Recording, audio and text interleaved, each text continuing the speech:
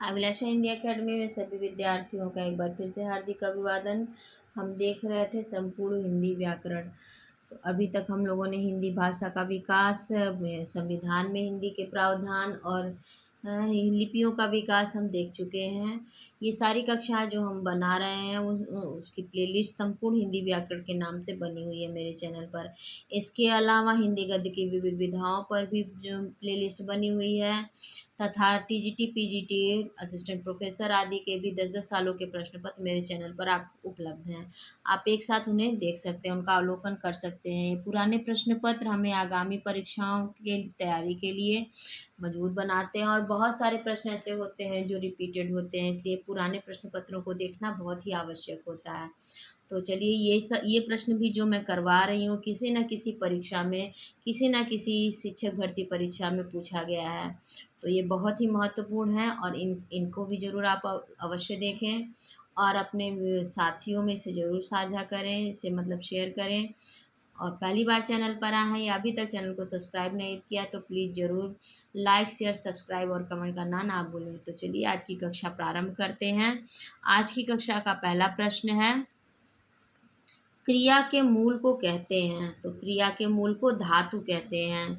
क्रिया के मूल रूप को धातु कहते हैं। धातु ही संस्कृत शब्दों के निर्माण के मूल तत्व हैं। जैसे क्रि धातु से बने शब्द संज्ञा, कार्य, क्रिया, विशेषण, कर्मठ और क्रिया करोति यानी कि करना।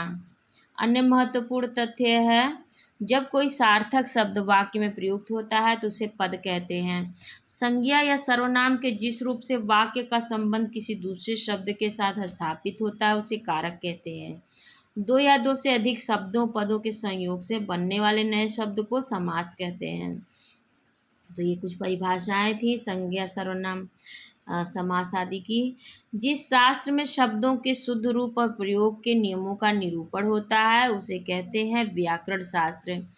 व्याकरण वी धन आ धन करण का अर्थ होता है विशेष रूप से आख्यान करना होता है। व्याकरण को किसी भाषा के लिखित और बोलचाल के रूपों को यथार्थतः समझने व समझाने वाला शास्त्र कहते हैं। इसमें शब्दों के शुद्ध रूप और प्रयोग के नियमों का निरूपण होता है। सही विकल्प चुनकर वाक्य को पूरा कीजिए। वाक्य से अलग रहने पर शब्द और वाक्य में प्रयुक्त हो जाने पर शब्द क्या कहलाते हैं? पद कहलाते हैं। वाक्य से अलग रहने पर वो शब्द होता है और वाक्य में प्रयुक्त हो जाने पर शब्द पद हो कहलाते हैं। वाक्य से अलग रहने पर शब्द और वाक्य में प्रयुक्त हो जाने पर शब्द पद कहलाने लगते हैं। कई पदों का एक साथ वाक्य में प्रयोग होने पर वह पदबंध कहा जाता है। लड़का किताब पढ़ रहा है, इस वाक्य में कौन सा पदबंध है? कर्ता, कर्म और क्रिया। लड़का इसमें कर्ता है, किताब इसमें कर्म है और पढ़ रहा है, पढ़ना क्रिया है। लड़का कर्ता संज्ञा है, किताब कर्म संज्ञा है और पढ़ रहा क्रिया है। इस प्रकार लड़का किताब को पढ़ रहा है, अतः यहाँ कर्ता, कर्म और क्रिया का प्रयोग हुआ है। अब है संज्ञा। आपका घर जिस शहर में है उस शहर का नाम संज्ञा का कौन सा भेद सूचित करता है? तो ये व्यक्तिवाचक संज्ञा है। आपके शहर का नाम, किसी भी शहर का नाम, देश का नाम, ये व्यक्तिवाचक संज्ञाएं हैं। जिस शब्द से किसी एक वस्तु या व्यक्ति का बोध हो उसे व्यक्तिवाचक संज्ञा कहते हैं। जैसे राम, गांधी जी, गंगा, काशी आदि। राम गांधी जी कहने से एक व्यक्ति का, गंगा कहने से एक नदी का, काशी कहने से एक शहर का बोध होता है। निम्न विकल्पों में से उस विकल्प का चयन कीजिए जो दिए गए वाक्य के अनुसार सही संज्ञा पदबंध का विकल्प हो। 4 ताकतवर लोग उस अलमारी को उठा पाए। इसका होगा 4 ताकतवर लोग। उपर्युक्त वाक्य में संज्ञा पदबंध का सही विकल्प डी अर्थात 4 ताकतवर लोग वस्तुतः पदबंध वाक्य के उस भाग को कहते हैं जिसमें एक से अधिक पद परस्पर संबद्ध होकर अर्थ तो दें किंतु पूरा अर्थ देने में असमर्थ हों। पदबंध को वाक्यांश भी कहते हैं। बड़े बड़ाई ना करे, बड़े न बोले बोल, रहीमन हीरा कब कहे, लाख टकैयों का मोल। रहीम द्वारा लिखित इन पंक्तियों में बड़े शब्द का प्रयोग जिस रूप में हुआ है उसका अर्थ होता है संज्ञा। रहीम द्वारा लिखित उपर्युक्त पंक्तियों में बड़े शब्द का प्रयोग संज्ञा के रूप में हुआ है। जो संज्ञा सर्वनाम की विशेषता बताए उसे विशेषण कहते हैं उपर्युक्त पंक्ति में बड़ाई, बोले, बोल, बड़े शब्द की विशेषता बता रहे हैं, तो ये विशेषण हुए और बड़े शब्द संज्ञा हुआ। द्वार द्वार भटकना में प्रयुक्त द्विरूक्ति द्वार द्वार है, समग्रता प्रकट करने के अर्थ में। द्वार द्वार शब्द संज्ञा शब्द की द्विरूक्ति है। द्विरूक्ति का अर्थ है दोहराना, एक उक्ति को दो बार उच्चारित करना। इसकी रचना सार्थक शब्दों की आवृत्ति से होती है। प्रस्तुत वाक्य में द्वार द्वार द्विरूक्ति का प्रयोग समग्रता प्रकट करने के अर्थ में हुआ है। द्विरूक्ति विभिन्न अर्थों का द्योतक है, जो इस प्रकार है। पारस्परिक संबंध बताने के अर्थ में भाई भाई का प्रेम, अतिशयता प्रकट करने के अर्थ में दाने दाने का मोहताज, काले काले बाल, भेद बताने के अर्थ में रंग रंग के फूल, नए नए खेल, एक जाति का होने के अर्थ में छोटे छोटे लड़के, अभाव के अर्थ में छोटी छोटी वस्तु, फीका फीका रंग, निश्चय के अर्थ में आएगा जाएगा। निम्नलिखित वाक्य के अनुसार संज्ञा उपवाक्य का विकल्प बताइए। दीपक ने कहा कि वह कल नहीं आ सकता। इसका उत्तर होगा दीपक ने कहा। दीपक ने कहा कि वह कल नहीं आ सकता। इस वाक्य में संज्ञा उपवाक्य है कि वह कल नहीं आ सकता है। संज्ञा उपवाक्य है। इस प्रकार इस उपवाक्य में पूर्व की का प्रयोग होता है। यह कर्म या पूरक का कार्य करता है। संज्ञा उपवाक्य जो आश्रित उपवाक्य संज्ञा की तरह व्यवहार करे उसे संज्ञा उपवाक्य कहते हैं। संज्ञाओं के साथ आने वाली विभक्तियों को क्या कहा जाता है? विशिष्ट कहा जाता है। हिंदी व्याकरण में विभक्तियों के प्रयोग की विधि निश्चित है। हिंदी में दो तरह की विभक्तियां होती हैं, विशिष्ट और संश्लिष्ट। संज्ञाओं के साथ आने वाली विभक्तियां विशिष्ट होती हैं, अर्थात अलग रहती हैं। जैसे राम ने, सर्वनाम के साथ विभक्तियां संश्लिष्ट मिली होती हैं, जैसे उसका, तुमको। निम्नलिखित में से किसमें संप्रदान कारक के चिन्ह का प्रयोग हुआ है? तो उसने लड़के को मिठाइयाँ दी में संप्रदान कारक का प्रयोग हुआ है। उसने लड़के को मिठाइयाँ दी।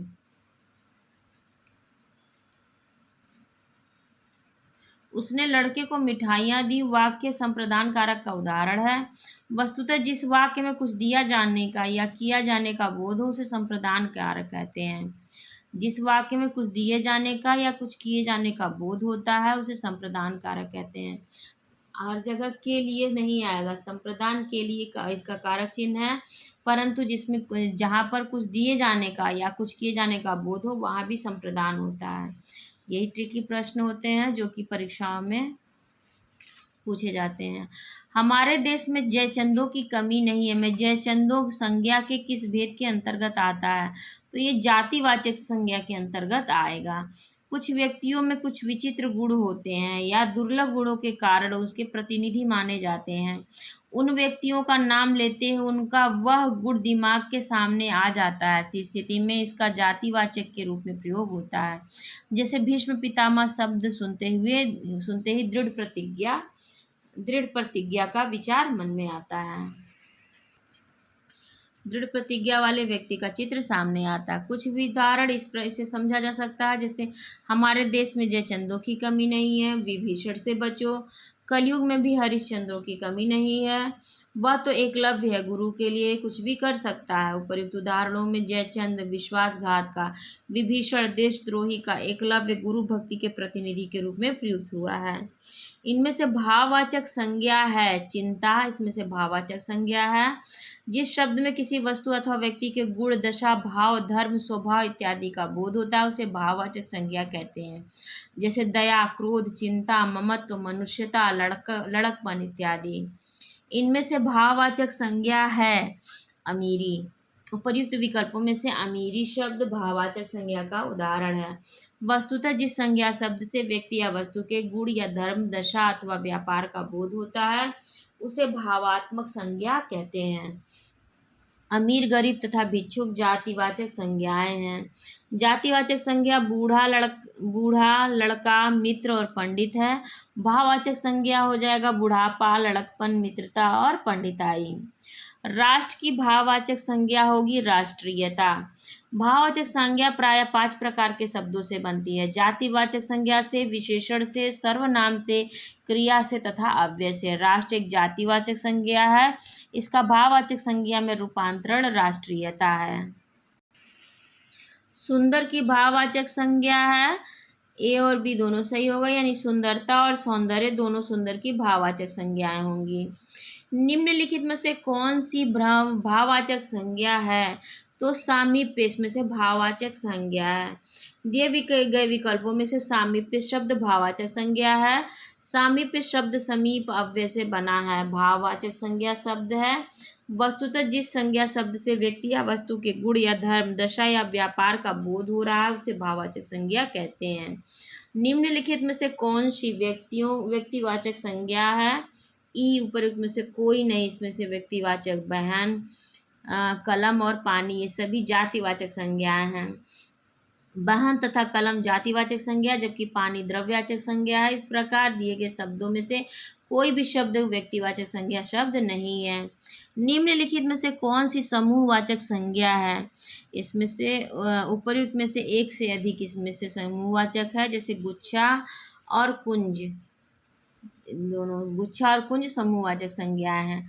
दासत्व तो किस प्रकार की संज्ञा है? ये भाववाचक संज्ञा है। दास शब्द में त्व जोड़ने से भाववाचक संज्ञा दासत्व बनती है। इनमें से व्यक्तिवाचक संज्ञा नहीं है, तो लेखक इसमें से व्यक्तिवाचक नहीं है बल्कि जातिवाचक संज्ञा है। जबकि त्रिपिटक, भारत तथा गंगा शब्द व्यक्तिवाचक संज्ञाएं हैं। व्यक्तिवाचक संज्ञाएं हैं सिंधु, अमेरिकी, सोमवार और दीपाली। जबकि जातिवाचक संज्ञाएं हैं जुलाहा, ठग, प्रोफेसर और वर्षा। आज गणित के अध्यापक ने कक्षा नहीं ली। वाक्य में अर्थ के आधार पर वाक्य है निषेधात्मक वाक्य। जिस वाक्य में किसी बात या कार्य के न होने का बोध हो वह निषेधात्मक वाक्य होता है। प्रस्तुत वाक्य निषेधात्मक वाक्य है। निम्न विकल्पों में से उस विकल्प का चयन कीजिए जो समूहवाचक संज्ञा का सही विकल्प है, यानी कि भीड़ इसमें से समूहवाचक संज्ञा है। उपर्युक्त शब्दों में भीड़ शब्द समूहवाचक संज्ञा का उदाहरण है, जबकि दूध, पर्वत, मीठा क्रमशः द्रव्यवाचक, जातिवाचक तथा भाववाचक संज्ञा के उदाहरण हैं। अब हमारा सर्वनाम से प्रश्न शुरू होते हैं। कतिपय हिंदी व्याकरणों द्वारा संज्ञा प्रतिनिधि शब्द का प्रयोग किसके लिए किया गया है? तो सर्वनाम के लिए संज्ञा प्रतिनिधि शब्द का प्रयोग किया गया है। संज्ञा के स्थान पर प्रयुक्त होने वाले शब्द सर्वनाम कहलाते हैं, अर्थात सर्वनाम को कतिपय हिंदी व्याकरणों द्वारा संज्ञा का प्रतिनिधि कहा गया है। निम्न विकल्पों में से उस विकल्प का चयन कीजिए जो मध्यम पुरुषवाचक सर्वनाम का सही विकल्प है। आप सब इसमें से मध्यम पुरुषवाचक सर्वनाम का सही विकल्प है। उपर्युक्त विकल्पों में से सी में मध्यम पुरुषवाचक सर्वनाम है। उत्तम पुरुष है मैं, हम लोग। मध्यम पुरुष है आप सब, तुम, तू। अन्य पुरुष है यह, ये, वे, यह। श्रोता के लिए किस सर्वनाम का प्रयोग होता है? तो श्रोता के लिए मध्यम पुरुष सर्वनाम का प्रयोग होता है। पुरुषवाचक सर्वनाम में पुरुषों, स्त्री तथा पुरुष के नाम के बदले आते हैं। उत्तम पुरुष के में लेखक या वक्ता आते हैं। मध्यम पुरुष में पाठक या श्रोता और अन्य पुरुष में अन्य लोग आते हैं। इसके 3 भेद होते हैं। उत्तम पुरुष में मैं, हम, मुझे, मुझको, हमारा। मध्यम पुरुष में तू, तुम, आप, तुझे, तुमको, तुम्हारा। और अन्य पुरुष में वह, वे, यह, ये, इसे, इसको, उसे, उसको। कोई और कुछ का प्रयोग इनमें से किस सर्वनाम के लिए किया जाता है?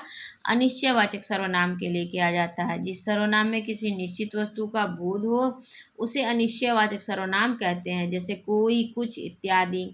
निम्नलिखित में से कौन सा निश्चयवाचक सर्वनाम है?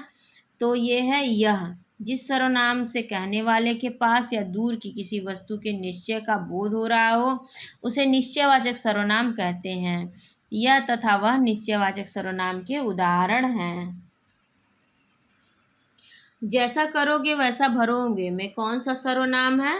इसमें संबंधवाचक सर्वनाम है। प्रस्तुत वाक्य में संबंधवाचक सर्वनाम है। जिस सर्वनाम से 2 वस्तुओं अथवा व्यक्तियों का पारस्परिक संबंध प्रकट होता है उसे संबंधवाचक सर्वनाम कहते हैं। यह काम मैं आप कर लूँगा पंक्तियों में आप है निजवाचक सर्वनाम। निजवाचक सर्वनाम का रूप आप है। निजवाचक सर्वनाम आप का प्रयोग निम्न अर्थों में होता है। निजवाचक आप का प्रयोग किसी संज्ञा या सर्वनाम के निश्चय के लिए होता है।